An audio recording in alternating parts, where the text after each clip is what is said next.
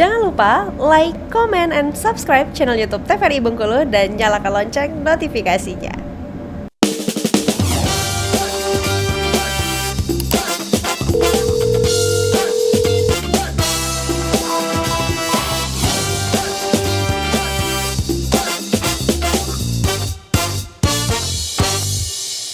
Sahabat sehat, terima kasih Anda kembali menyaksikan Dokter Kito bersama Kita Sehat dengan tema kita kali ini mengenai PTSD atau gangguan stres pasca trauma ini. Nah, langsung saja Dokter Wenti, karena ini begitu menarik ya, ini ya Dokter Putri ya, sering sekali terjadi ini sehari-hari ini. Jadi dampaknya tadi ya, ada gangguan perilaku dan gangguan sosial yang akan menyebabkan penurunan fungsi dalam kehidupan sehari-harinya ya. Otomatis aktivitas sosial seperti biasanya tidak bisa dia lakukan atau aktivitas normal tidak bisa dia lakukan ya. Menurunnya aktivitas fisik, bahkan seperti gerakan tubuh yang minimal ini biasanya udah mulai ya, kayak termenung, tidur aja, duduk aja, nggak mau ngapa-ngapain, kehilangan minat pada semua aktivitas ya. Kemudian ini gangguan sosial, memisahkan diri, menyepi, agresif, berprasangka, konflik dengan lingkungan, dan merasa ditolak. Intinya tetap sama, self negatif ya. Ini kurang lebih sama ya, gangguan fisik, adanya terjadi gangguan kognitif, gangguan emosi, gangguan perilaku, dan gangguan sosial ya. Mungkin boleh dibaca aja nanti ya. Oke, kita langsung ke tata laksana ya. Kali ini saya nggak akan bahas masalah obat-obatannya, kita skip masalah obat-obatannya ya. Kita akan bahas masalah pengobatannya dengan cara non-farmakologi atau pendekatan psikologis ya. Nah, jadi yang pertama adalah exposure terapi. Artinya di sini dipaparkan. Misal, dia trauma dengan tsunami, berkaitan dengan air atau pantai. Dibawa sering jalan-jalan, lewat aja dulu. Setelah udah sering lewat, oke nih kalau udah lewat, mampir yuk. Dikenalkan lagi sama pantai. Oke, lama-lama akhirnya si traumatiknya akan berkurang. Itulah maksud dari exposure terapi tadi. Tujuannya adalah membantu mengurangi rasa cemas, takut, dan menghilangkan perilaku penghindaran dan meningkatkan kualitas hidupnya. Akhirnya apa? Kalau dia sudah berdamai dengan masa lalunya, sudah berdamai dengan masalah traumatiknya, dia akan bisa beraktivitas kembali normal. Baik.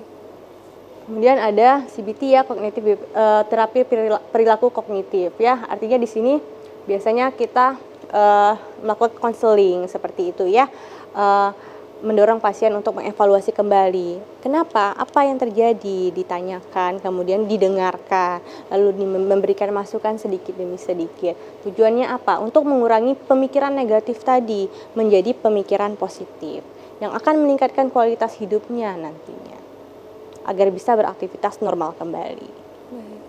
Kemudian ada namanya movement desensitization ini tadi ya, sebenarnya sama, cuman mungkin dia hanya dengan gambar-gambar ya, tunjukkan gambar-gambar secara berirama untuk yang berkaitan dengan kejadian traumatis tadi. Kalau tadi kan datangin tempatnya, kunjungin gitu kan. Kalau ini secara gambar-gambar yang dilakukan oleh tenaga ahli nantinya ya. Baik. Kemudian ada juga yang ini pembekalan psikologis ya. Jadi dilakukan juga konseling ya, membahas pengalaman stres yang dia hadapin, bagaimana masalah keluarga, bagaimana lingkungannya, apa saja yang terjadi, seperti itu. Jadi adanya pendekatan psikologis. Kemudian apa yang pentingnya lagi? Bagaimana cara rilisnya? Bagaimana cara bertahannya? Yang pertama, selain dirinya berkeinginan untuk sembuh, harus ada support system, yaitu dukungan keluarga dan dukungan sosial.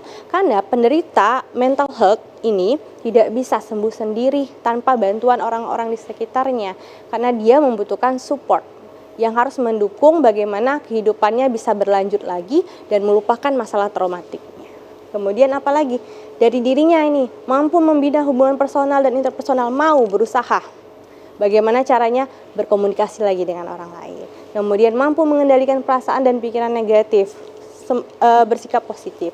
Dan yang terakhir, mampu mengembangkan kepribadian melalui upaya spiritual.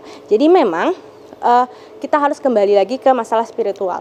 Yang menciptakan kita adalah Tuhan. Maka kita harus kembali lagi ke Tuhan. Kita harus mengisi kekosongan itu dengan kembali ke Tuhan. Supaya apa? Supaya mentalnya tadi, yang lemah ini tadi, semakin dikuatkan. Karena ada semua manusia memiliki bagian kosong yang harus diisi dengan spiritual. Seperti itu. Luar biasa. Prognosanya ya. Jadi prognosanya akan baik apabila onsetnya, durasinya itu kurang dari 6 bulan dan fungsinya masih baik ya. Artinya tidak ada penyakit-penyakit lain seperti tidak disertai dengan depresi atau tidak disertai dengan halusinasi dan tidak ada gangguan-gangguan dari fisiknya ya. Artinya penyakit-penyakit penyerta mungkin seperti HIV atau yang lain-lain ya. Dan tidak ada penyalahgunaan obat. Kalau tidak ada hal-hal tersebut, prognosinya akan baik. Insya Allah dia akan sembuh dan bisa beraktivitas dengan normal.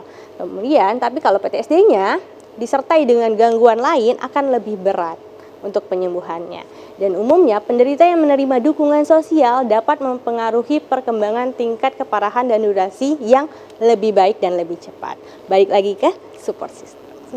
Baik, terima kasih ya Dokter Wenti, terima kasih juga Dokter Putri atas informasinya. Ini begitu penting ya, karena ini juga sering sekali dibahas akhir-akhir ini. Nah pemirsa, itu tadi informasinya, semoga bisa menambah wawasan kita semua ya. Akhirnya pemirsa, saya Julia Hartanti mewakili seluruh kerabat kerja yang bertugas pamit undur diri. Terima kasih atas perhatian Anda, tetap semangat dan sehat selalu. Sampai jumpa.